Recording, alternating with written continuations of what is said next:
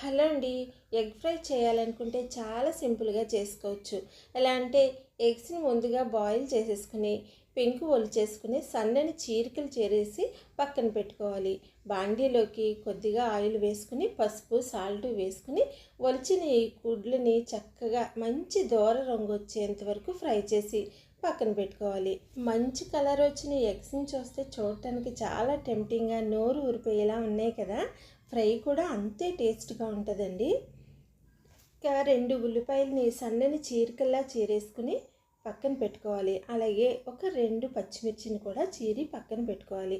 మరి కాస్త ఆయిల్ వేసుకుని ఈ గుడ్లు వేగిన ఆయిల్లోకి ఇంకో గరిటెడు ఆయిల్ వేసుకుని ఉల్లిపాయని పచ్చిమిరపకాయల్ని వేయించుకోవాలి. ఈ ఉల్లిపాయ ముక్కలు వేగేటప్పుడు 1 స్పూన్ సాల్ట్ వేసుకుని వేయించుకున్నామనుకోండి తొందరగా మగ్గిపోతాయి అన్నమాట. అలాగే అడుగు అంటకుండా చక్కగా కుక్ అవుతాయి. ఇక ఈ ఉల్లిపాయ ముక్కలు చక్కగా మగ్గిపోయిన తర్వాత మనం ఫ్రై చేసి పెట్టుకున్న ఎగ్స్ని కూడా ఇందులోకి వేసేసుకుని ఒక 5 నిమిషాల పాటు వేయించుకోవాలి. ఇక అందులోకి గరం మసాలా పౌడర్ అలాగే తగినంత కారం కూడా వేసేసుకుని ఒక 5 మినిట్స్ వేగించుకుని కొత్తిమీర జల్లుకుని వేడివేడి అన్నంలోకి ఈ వేడివేడి ఫ్రైని వేసుకుని తింటే తప్పకుండా 4 ముద్దలు ఎక్కువే తింటారు.